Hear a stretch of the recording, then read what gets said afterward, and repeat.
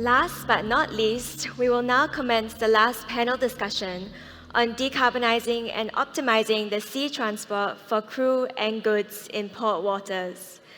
This panel will explore how the harborcraft sector can transform its operations by improving the efficiency in delivering essential maritime services. It will also discuss how business transformation of harborcraft operation ties in with our emission reduction plans. Mr. Michael Poon, Executive Director for the Singapore Shipping Association, will be moderating this panel. Mr. Poon, please.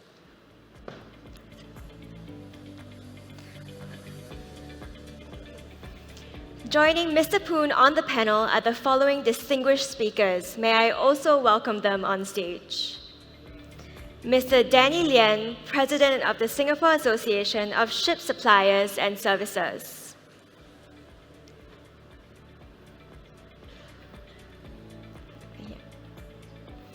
Mr. Tommy Poon, founder of Pyxis. Mr. Nakul Malhotra, Vice President, Emerging Opportunities Portfolio at Williamson Group.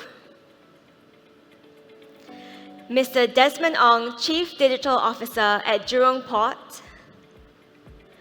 And Ms. Huang Sipei, Vice President for Sustainability under the Institutional Banking Group at DBS Bank.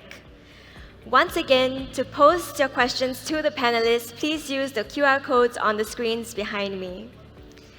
Mr. Poon, may I hand over the floor to you, please? Great, thank you very much, everyone. Thank you for hanging on. I know there's going to be also a reception at for the 8 registered organizations out there waiting for us.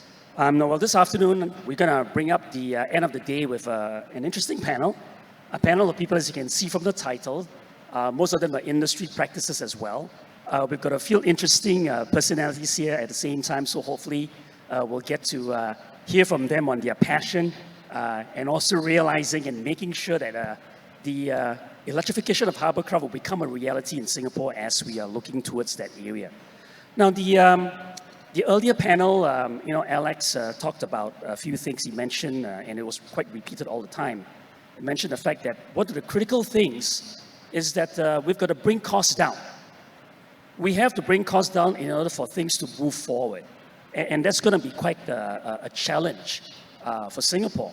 As you know, Singapore has planned and have put in place firm plans to make sure that all our harborcraft that is operating in Singapore by 2030 to be fully electric or at least be able to burn B100 biofuels. And that's the key thing. It's a tall order. But I think as you realize in the course of this Singapore Maritime Week, you're seeing that slowly materializing and taking place.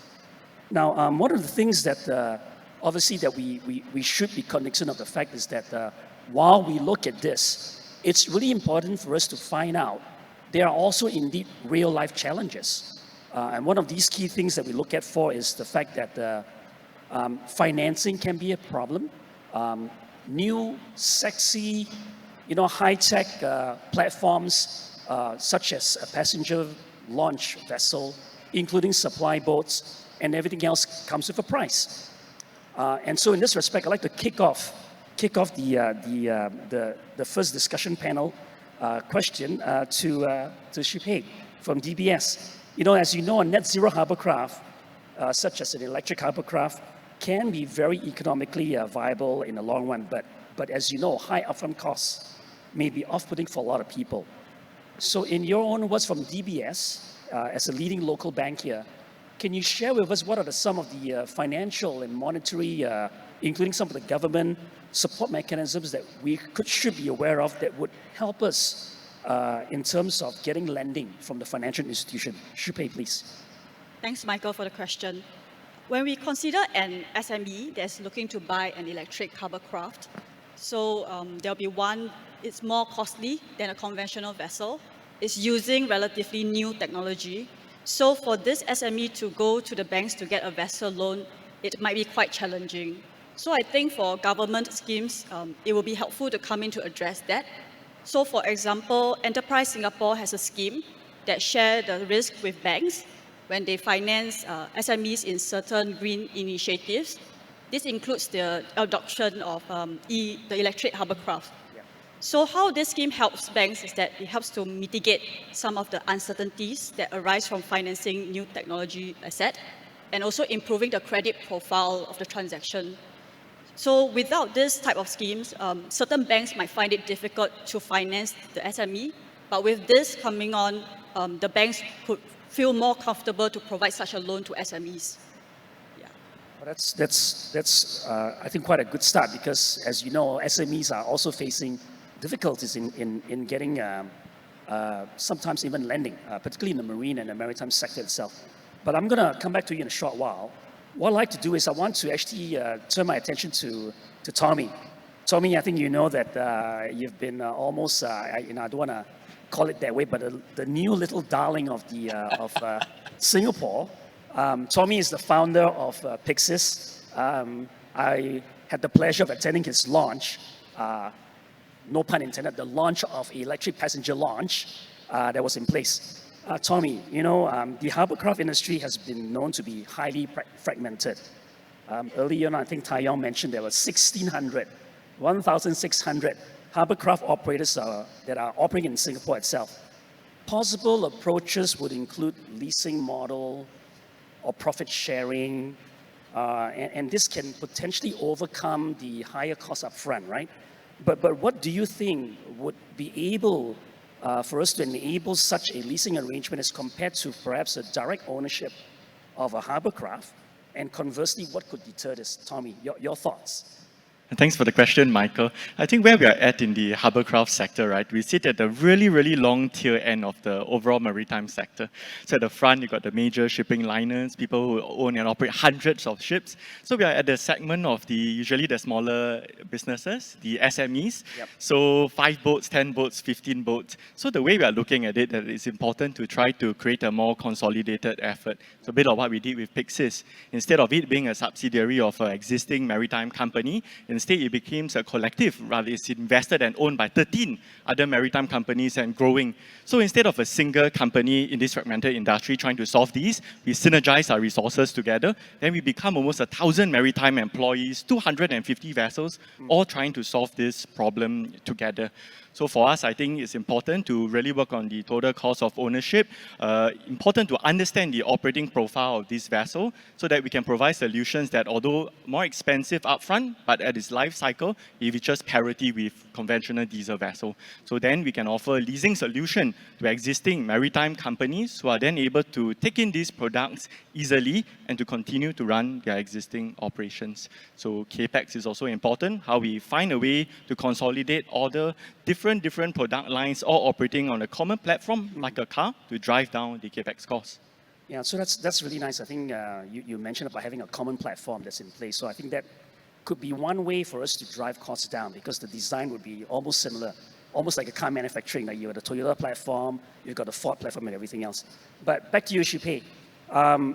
You know, hearing from what Tommy has mentioned before, I'm sure the two of you probably have been, you know, writing plenty of figures on the table when they were moving forward in terms of launching out the electric passenger launches. Tell me, and maybe share with us, what are some of the factors that financial institutions look out for that might influence their financing capabilities, such as maybe a new technology purchase and so on? Can you share with us that? Yeah, sure. So when evaluating a financing, the banks will ask, one of the key questions that banks will ask will be, if I provide a loan to you, how will you be able to service the loan? And the banks will typically look at a few key considerations, one of which is cash flow projections. So for example, if the borrower has an offtake agreement whereby the customer is agreeable to pay certain rates for certain trips, then the banks know that there is some visibility in terms of the earnings cash flow. And for new technology asset like the electric hovercraft, banks could look for risk-sharing mechanism. So similar to what I mentioned about the scheme that's offered by Enterprise Singapore. So this will help to reduce the default risk that the banks have to take. Another aspect will be on understanding the operational needs of the vessel. So for example, the availability of the charging infrastructure, any safety concerns, etc., which I think some of the panelists have shared in the previous panel as well. So this will be some of the factors that banks would typically look at when they are considering whether to finance a company. You know, you had talked about, an operating lease could be an example. Can you maybe perhaps share with us more about, how does DBS plan to in a way, help the sector? I know that it's unfair, you're the only bank here right now among all of us, but how does DBS plan to help the sector in terms of adopting a net zero hovercraft, knowing the fact that upfront costs is expensive and is repeated earlier on in the panel? Yeah, I'd like to say first that DBS is very supportive of the transition. That's why we are participating in this panel and sharing our views on this as well. For a start, actually, DBS has financed green vessels in Singapore. Yeah, so this includes the electric passenger ferries built by Penguin for the commute to Pulau Pukom. So this was also in partnership with Enterprise Singapore, the scheme that I mentioned just now. And beyond that, we are actively looking for ways to expand the collaboration. So recently, we were the first bank to join the Coastal Sustainability Alliance as well. And we're also talking to various players in the industry to understand the landscape, the opportunities, and the challenges that they face. So all this feedback is very important for the bank because like for the industry players, it's a learning journey. It's also a learning journey for us. We would like to take the feedback internally and also look at our financing and banking products to see whether we can structure it to better suit the sector and to support decarbonization. Will there still be a scheme like a leasing scheme as an alternative financing scheme from DBS? When it comes to leasing, which is an interesting model, we do work with leasing companies in providing financing to them. So then they have the funds to procure the vessels, which then they lease out to the other maritime companies. All right, it's interesting, ladies and gentlemen and folks, and if you can put out the Slido QR code on the screen, perhaps we can even ask more about that. I think it's new to us that DBS has been very active behind the scenes in supporting building up new hovercraft. So for the folks out in the audience, if you do have questions, burning questions to ask, how do you qualify? I think it's time to fire those questions at Shih Pei in a short while. Well, let's give Shih Pei a break for the moment. I want to talk about another thing here. Transforming hovercraft operations to heighten efficiency and support decarbonization is a tall order. It's a big question.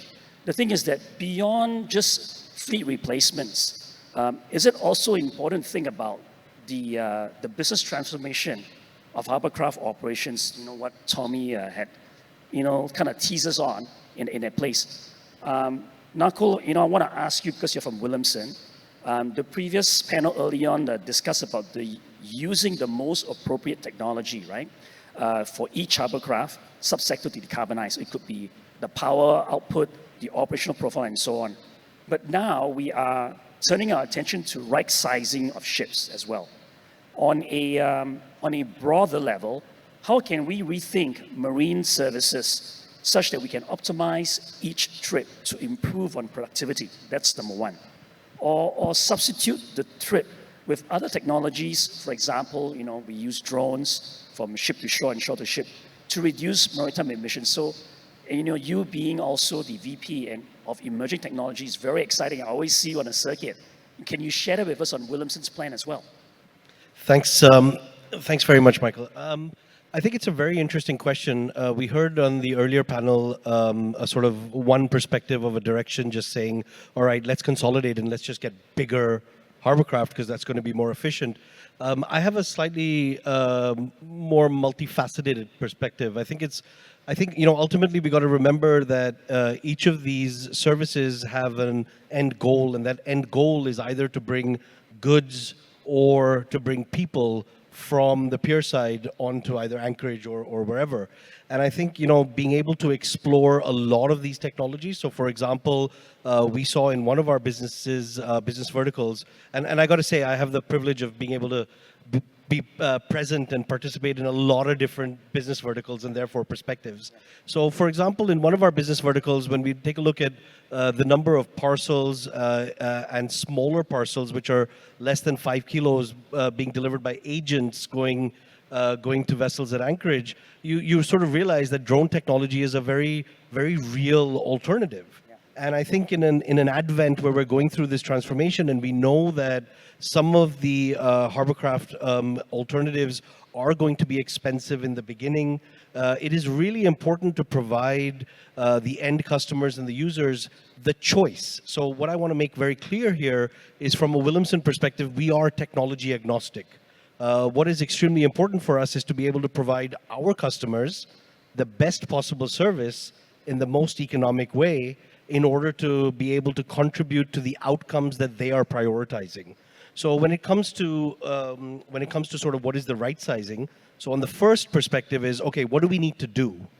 And I think that if it is much smaller parcels, if it is efficient, and if we're being able to see tangible and very realistic alternatives like drones or others, of course we have to explore it. At the same time, I think that there's also a perspective here in terms of product deliveries where, if we think about port congestion, if we think about the number of trucks coming in, I think there is a case in many areas where actually consolidating and aggregation is a viable mode. That's right. However, that consolidation isn't only about launch trips. It's about consolidating the orders on the pier. It's about being able to create some sort of solutioning so that multiple suppliers can actually come together. That's right. And most importantly, it's about being able to viably offer those alternatives to many of the customers who are not actually based in Singapore. And I think this is an extremely important element where we've got some great developments happening in terms of whether it's the launches or others. Yeah.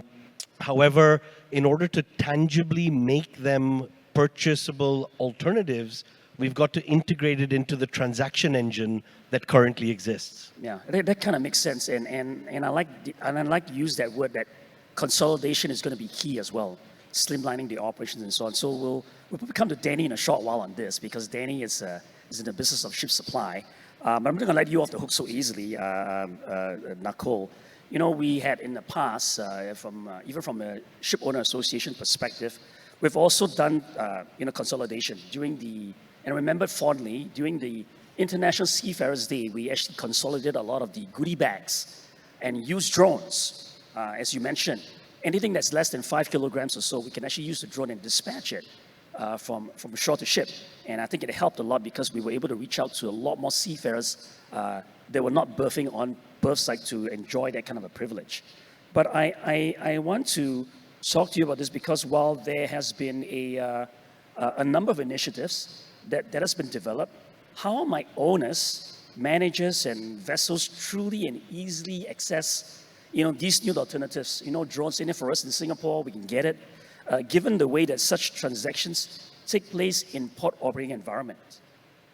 Yeah, thanks. I think, and that really supplements to what I was explaining earlier. I think, today, the access to these kinds of services for ship owners and ship managers and other principals largely takes place through the agent or through the main suppliers in the port. And I think what's really important is for several of these alternative providers, and I know, Tommy, you've been instrumental in this, is to connect with that part of the ecosystem such that not only is it about developing the technology, but actually also offering the opportunity and the option to the actual end customers. And I think this is perhaps sometimes underrated. And one of the things that at least we're focused on in our business verticals is making sure that we understand what is the cost and what is the offer that is available. That's right. And being able to at least make our principals aware that, look, option 1, option 2, option 3, what is most important? And I think that we need to remember that ultimately, going forward, I think a role that will be extremely important to perhaps start to think about is the role of the port orchestrator. Yeah. And I'm not convinced that that's necessarily the port operator. Yeah. And I think that whether it's agents or suppliers, there's perhaps some more work to do to be a true orchestrator. Yeah. And therefore, I think that's an element that's worth thinking about as well. So it's interesting you talk about this. It's like they are like the orchestra conductor And what better way to lead that now into Desmond in a short while. But before that, you had earlier mentioned about different ways to try to reduce carbon. Help me share with us a little bit more. Is there a link between low carbon operational alternatives for products and services, particularly in Singapore port, and the establishment of a green and digital corridor with other ports, from your perspective? Yeah, I think that's that's a topic again. I think is a little bit important for us to take a little bit of a step back and see, what is the actual outcome we're aiming for. Yeah. The actual outcome we're aiming for is the decarbonization of supporting operations. Yeah. And I think that the green and digital corridors have been a fantastic development, very tangible development in order to be able to link two ports together, a trade route. And whilst initially the focus has been very much geared towards the fuel availability, that's right. I think the real success of a green and digital corridor will be actually the ability for enabling services on both sides to also decarbonize and digitize, and that includes having harborcraft and port operations that are also contributing to the ultimate total carbon footprint for moving cargo from A to B. And therefore, I believe that there's a link in that corridor thinking. I think I'd just like to add two more perspectives. I think number one is that, from an agency perspective, I know that my colleagues are very much focused. I talked about giving options. One of the things that we're trying to do is to actually highlight and make more visible when we talk about these options of different service providers, but also service opportunities. We're starting to showcase that, okay, option one, this is the potential carbon footprint and this is the cost. Option two, this is carbon footprint and this is the cost. I have no doubt that initially maybe cost and carbon footprint is skewed one way versus the other. But over time, I think as we see that convergence, it will become more prevalent. Yeah. And I think the second thing that I want to add related to the green corridors is that earlier this week we saw Singapore being nominated once again as the top leading maritime city of the world. And I think as Singapore continues its progress to be that leader, it sort of becomes an area of inspiration for many other ports. And I think how these options and opportunities are implemented in the port of Singapore can perhaps be a template and also some fast learning for other ports to also implement. And I think that's what it means to be number one. You move from wondering what it looks like, to be benchmarked to actually setting the benchmark. And I hope that's the ambition. Well, that's also another, wish list and tall order that hopefully Singapore continues being that way. And as you know, we can't tell the future. Again, where we are right now, we're just at the cusp of probably a new horizon we're facing, right? Electrification comes with a price. Decarbonization comes with a price. We all know that. And the thing is that can the market accept that kind of price? So I'm not going to ask you that question. I'm not going to ask you to answer that question. But I want to come back to where you said earlier on in terms of having an orchestrator. And so Desmond, you're from Jurong Port. Obviously, you're also in the forefront, making sure that things are all well and good at Jurong Port. Now, the reason why we have you here, Desmond, is not because we don't like you. Yeah. The thing is that because Jurong Port is a multi-purpose port, one of the key things that is taking place is that Jurong Port is now instrumental to make sure that harborcraft, when it comes to lightfish and everything else, will be part of your operations, and that you have to make sure, as what Nakul mentioned before, you have to orchestrate certain things to make sure that optimization, cost of operations, infrastructure is all going to be in place. And so as a terminal operator, I believe Jurong Port can play a key role in decarbonizing and optimizing sea transport in our port waters. Can you share with us some of the plans that JP has been considering? I know you've got a lot, so take your time. Let us know. Thanks, Michael. I think there are a lot of people down there getting a dagger already at the back, Jokes aside. But I thought it's important to share this bit about what can Jurong Port play, and rightly so. We do play a big role in terms of driving some of these transformation efforts. I'm just going to, before going down into the details of it, maybe just to give you a bit of background of Jurong Port, we are a multi-purpose port, as mentioned just now by Michael. And one of the key business portfolio is actually on the ship supplies lighterage ecosystem. So what happens here is that most of the time, they see us as an infrastructure. I think most people will agree here that as a port, you're an infrastructure play. But that aside, I think what's important to note as an infrastructure, we also are a port operator over the last couple of years when we transform ourselves, and that's where we have certain capabilities to do things beyond just providing land. Last but not least, and I thought that was a very good point brought by Nakul, we can be the supply chain ecosystem player here, orchestrator as we speak. So we consider this as a lighterage ecosystem because at the end of the day, we bring the landward and the seaward connecting to the same node itself. So I think that's a very key point which I'm going to explain and expand a bit more. So on the first part of it, which is the infrastructure itself, you can see that because we talked a lot about consolidation, that's where the infra plays a big part of it.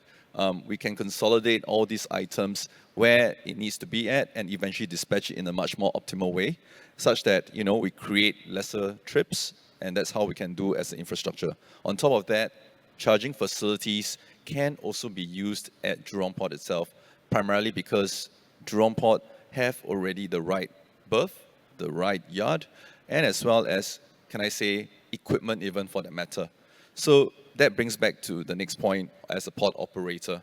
I think port operator, Jurong Port, we have done that since 2008 when we took over Penjuru Terminal. Then soon after that, we took over Marina South Wharves. Over the years, we have kind of improved our operations capabilities. And by doing so, then we realized that with this transition, when we talk about battery swaps, actually you don't have to invest in new cranes because the cranes are there. It helps you to do that. And so you can design such that it handles both the cargo and the batteries itself. So that's on the second part of it. The last bit, which most people will kind of like, can I say, not think Jurong Port is one of the play, which is the supply chain orchestrator. Because as a port operator, we start to build digital platforms and we have built terminal operating system. And that's where data is key. And I'm going to talk about that later. Yeah. So the data itself enables us to string supply chain from land side and seaward side such that we become more optimal. And I think through the last couple of years, Jurong Port has embarked on a digital roadmap, which is where I'm looking after right now. I think that can be extended down for the industry players to leverage on the data points and create, can I say, digital platform from themselves and help them to lower down their costs in terms of operation in the longer term. So I think that's where we can play as a port, and hopefully, that will be part of the journey that we can bring the industry forward. Yeah. Okay, so that's what you say. So let's hear from your customer, Danny. Danny, you are the president of the Singapore Association for Ship Supplies. I sometimes fondly call you as the floating 7-Eleven for all the ships out there. When you supply fresh fruits, sometimes batteries and everything else. Danny, at your level, from your members that you have, obviously you will be and will continue to be a big customer and a big user for Jurong Port, Lighterage Terminal, and so on. From an operational perspective, we talk about right sizing, we talk about optimizing the route and everything else. You and I know that it can get messy. There are at any point in time 1,000 ships in Singapore, 1,000. Every 5 minutes, 3 ships are going in and out of Singapore. And they're asking for bunkering, they're asking for supplies and everything else.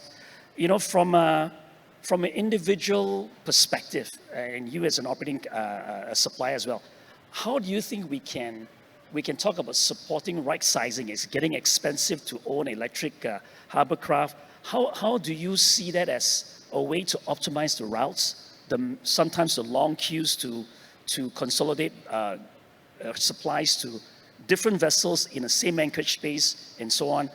How does it work? And looking into consideration also our weather pattern here, we don't have sunny days all the time. Can you share that with us, Danny? Yeah, thanks, Michael. Thanks for the question. I think it's an extremely relevant question because as a supplier, last mile is extremely, extremely important for us. And to the last panelist, they said that perhaps you can build bigger boats, 4 in 1. To us, I think size is not the main consideration because the more supplies you carry. If you do a milk run for 5, we all know when you go to the ship at the anchorage, many things can happen. Yep. Cranes break down, or they are busy with bunkers. Yeah. Many things can happen. Then what are you going to do with the other 4 ships that you have a schedule to meet? So perhaps may not be 4 supply boats to 1. Maybe you do 2 to 1, so that you can have shorter runs, but more efficient. So I think in the end of the day, it's about cost.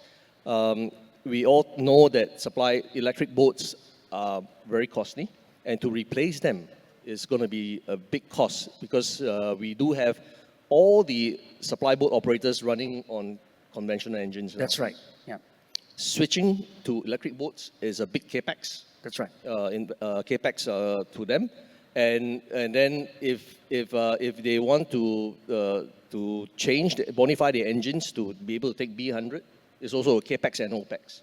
All this will be passed on to us, and be mindful that all the other major ports in Asia and even in the other parts of the world are waiting to eat our lunch. And ship owners today, I'm sure you from SSA, you know the ship owners now are always very sensitive about cost. And if you are 50 cents more expensive, they will buy from somewhere else. Right? Yeah. So I think efficiency and cost are our concern. And we also discuss a lot with Jurong Port with regards to consolidation, both on the landward side and the seaward side. Yeah. So on the landward side, it makes sense for us to consolidate. That means we have a drop-off so that we don't congest the port, and then Jurong Port will then do the delivery onto the supply boats. But then the question on double handling comes up. Who's going to pay for that double handling? Right? And then there's also confusion too at the same time, right? For the same order. Yeah, I mean, then it's up to them to make sure that the labeling system and the identification system is correct. Yeah. And then what about cold chain? Are they going to build a cold room to also contain the cold chain? Because we don't, as you rightly say, we are not only a 7-Eleven, we are actually a supermarket and a hardware store. There we go. Right? There we go. So much bigger scale than that. Yeah. So he has to then, Jurong Port, if we do a consolidation, they have to build cold chain. They have also to handle duty-free goods, apart from other technical supplies. And Tommy, I want to come to you because you heard Danny talk about, consolidation is going to be key, right? The concept of consolidating orders, such as, for example, for your case, a ferry service or a ride sharing for crew change and so on. I mean, these concepts could really potentially decarbonize the entire sea transport sector for crew and goods. Would such a concept be workable and implementable in your case?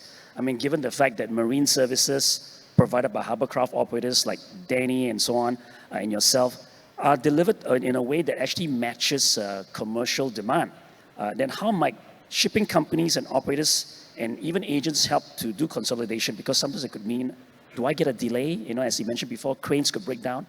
Your thoughts, please, Tommy.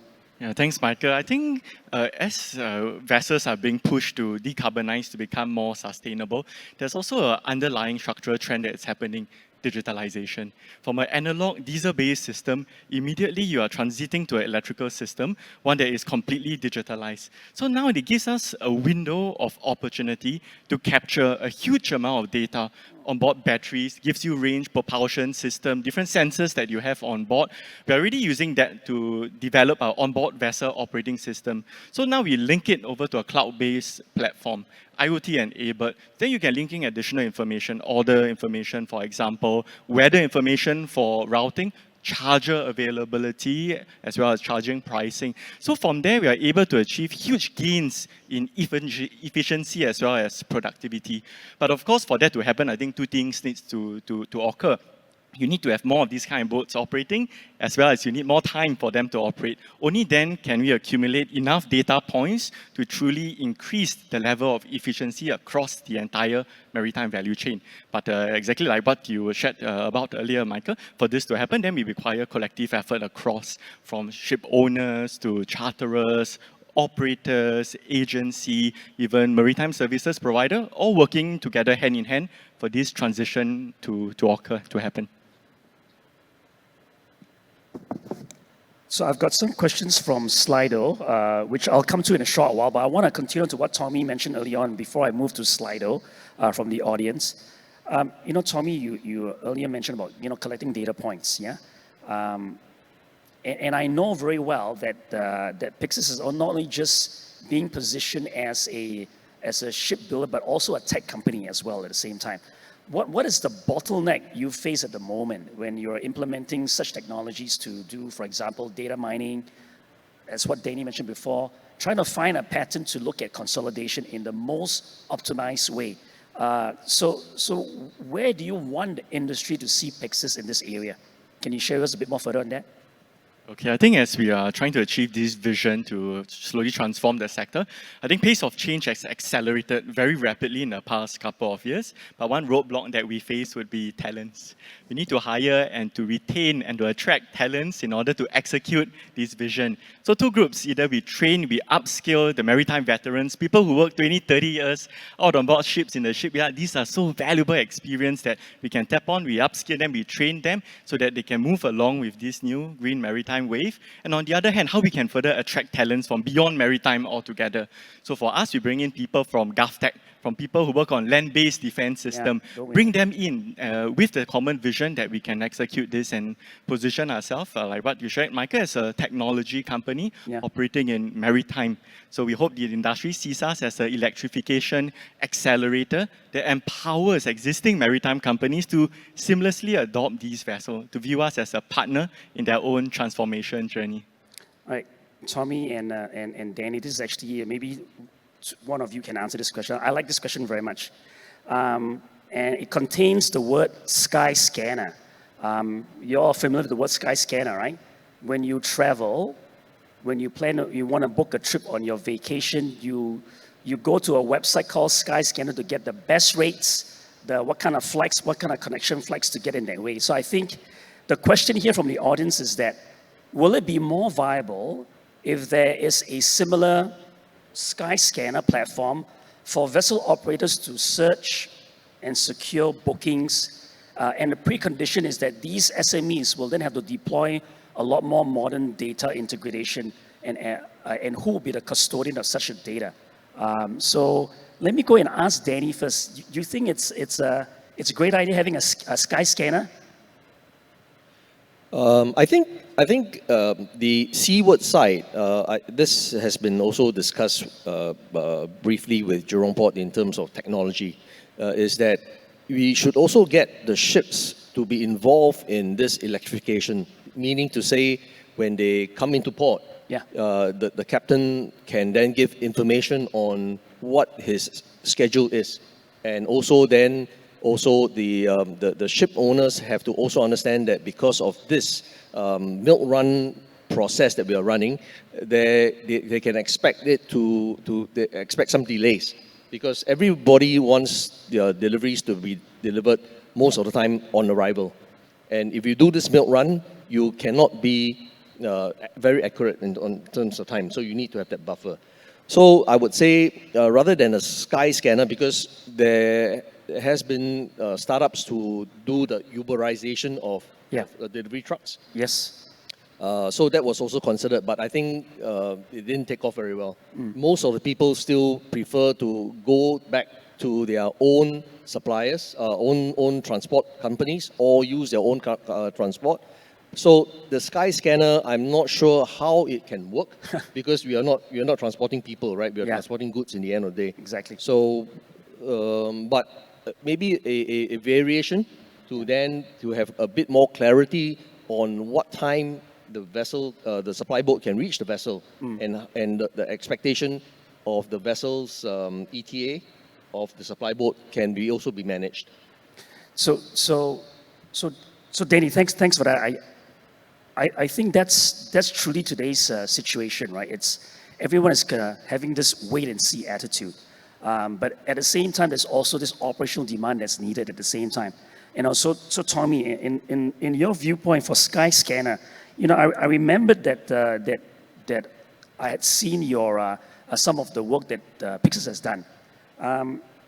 Do you think, in your own words, what do you think that can be done further? Because I think it's about adoption. the more that people adopts it, I think the more people will get familiar with the usage of having some kind of an optimization platform. Your words, Tommy. So for us, I think when we think of a Sky Scanner, from a user, it's very easy, you can make bookings, but on the back end, a lot of things must happen. Yeah. Each of the individual airline companies must generate enough data, pump it into that platform for the entire thing to work seamlessly. That's right. So same thing as well for vessel. Right now, a lot of them are diesel-based analog. To generate that kind of data at this point in time, it takes a lot of effort. It takes a lot of time to sensorize all these older platforms. But when you become electric, immediately it's natural. It comes together. You have access, you know your range, you know your route, you know availability of these boats, you know when they will break down even before it breaks down. And with all these kind of data points, it can be fed into a potential system such as that. Think of it like a Grab, but a supercharged Grab, because now you got access to so many other data points. Yeah. But it will take time for this to happen, and it would also require effort from many parties across the value chain. Yeah, Nakul. Michael, I just want to weigh in here because I think, we've seen examples during COVID as well. The journey of impossible to inevitable is usually on the back of some kind of a burning platform where there's no choice. That's true. And I think this question is really interesting because it's actually two questions. And I think, to summarily put it, will it be viable? I think, yes, it will. And I'll come back to the data point of it. But however, I think, it is this transformation. We're, as an industry, and especially in the port decarbonization perspective and what we're talking about with relevance to Skyscanner, we're at the stage where the horse carriages are moving to cars.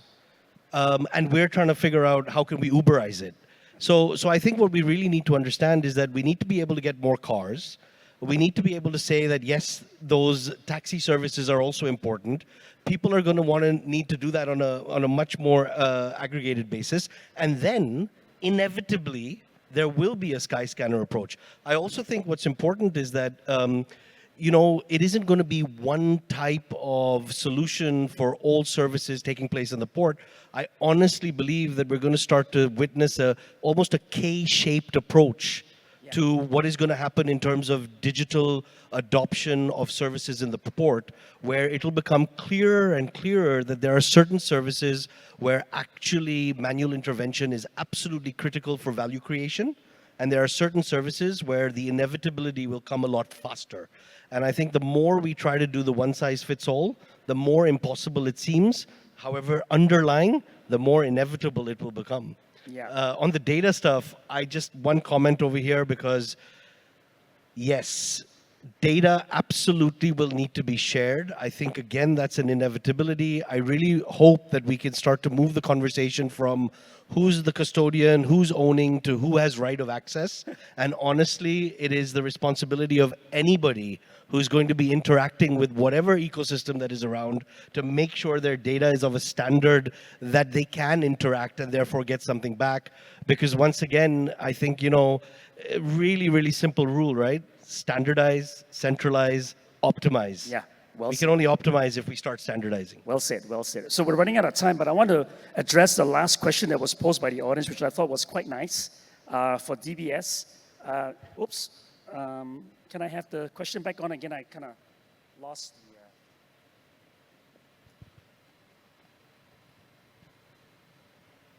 Here we go. Question is, how is DBS financing the purchase of carbon credits to help companies fulfill ESG goals? Can DBS take the value of the underlying collateral? Shipei, it's all yours. Take us home. Tough question. Thanks for the question. I think for DBS, it's something that we can look at. Again, it's back to the question that mentioned before. If we provide the loan to you, how will you be able to service the loan, right? The underlying is still a loan. In terms of the underlying collateral, I guess the question might be asking with regards that can these carbon credits be used as a securitization for the loan? For example, I think there are certain concerns because, in terms of the valuation, the types of carbon credits, there are differences.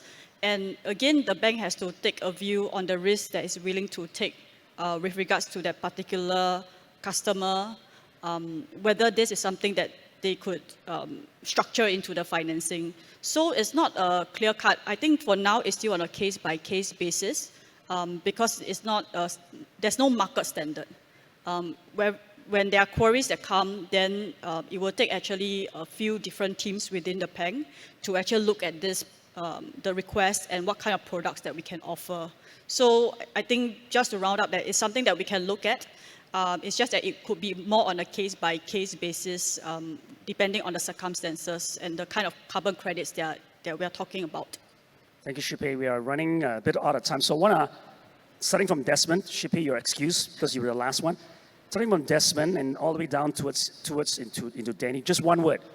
If you had to use one word to say, can we make the electrification of hovercraft or even other alternative fuels a reality in Singapore, what would be that one word that will help us to do that? That one word. It's tough if you just put one word, but if the one word would be regulation. Regulations. Not cool. Take the first step. More than one word. That's okay. Go ahead. Tommy. Adaptability. Adaptability. Very good. Persistence. Persistence. So, ladies and gentlemen, thank you so much for sharing that panel. We are exactly on time. And I hand it back to the MC. Thank you, everyone, for being with us on this panel. Thank you. Thank you, Mr. Poon, and all the panelists for the insightful and engaging discussion. Could we take a group photo before you take your leave, please? Just in the front. Yeah.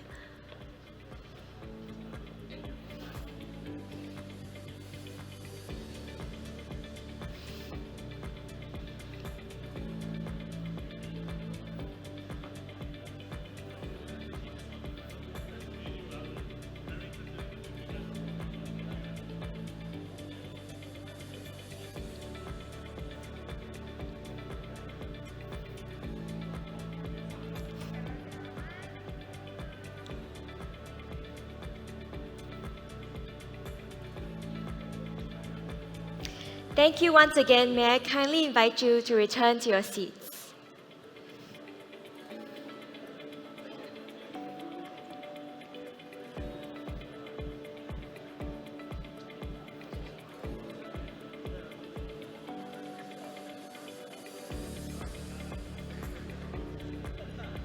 Ladies and gentlemen, we have now come to the end of the Accelerating Digitalization and Decarbonization Conference. Let us give another round of applause to all the speakers, moderators, and panelists that have taken the time to share their knowledge on maritime decarbonization today. We sincerely hope that you will walk away from the conference with meaningful insights that can be applied to your various projects. But before you go, we would be most grateful if you could let us know how well we did in planning and executing the conference today using the QR codes on the screen behind me. Do also allow me to invite you once again to join a special panel segment titled Unlocking Maritime Decarbonization by Nawal Ventures. The panel is currently taking place at the tech stage at Hall 402, which is just on your left down the corridor. With that, may I please kindly invite our VIP guests to take your leave. I would now like to invite the rest of our guests to take your leave and continue networking in the foyer as we have another event taking place in this hall. Once again, thank you for joining us at the Accelerating Digitalization and Decarbonization Conference at the Singapore Maritime Week, and we hope to see you again next year. Bye.